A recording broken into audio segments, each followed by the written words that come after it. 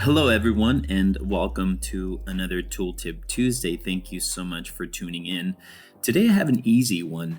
I want to show you how to change the release and/or variant on your Sim 3D PC or desktop.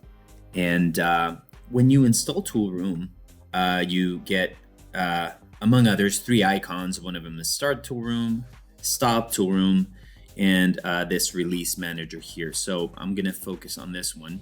So I'm going to open it up.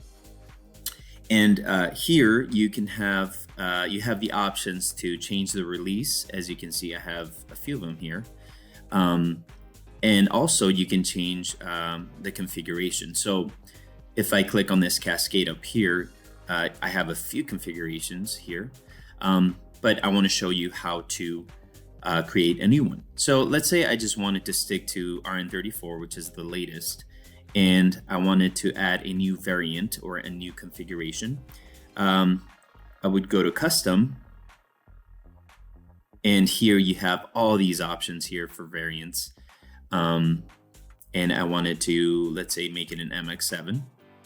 And then with the MX7, you have options that pop up that are applicable to that variant. So you have the loader, P-axis. So if I say select loader, then you have more options over here. You either have a fast load or a robot cell or RoboMate, right?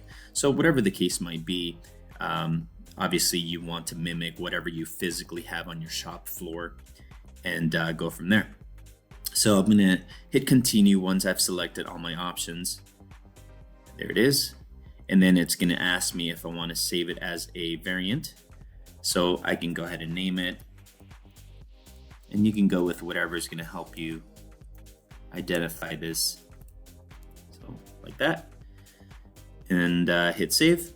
So now once you save it, it'll show up in your cascade or in your list as an option. And then once you hit launch, you will have that variant. And obviously once you create a program and you hit simulate in your Sim 3D, you will have that machine, that MX7 will show up, and you can go from there. And there it is. Thank you guys for hanging out for another Tooltip Tuesday. Don't forget to like and subscribe and leave a comment. Thanks guys, see you next time.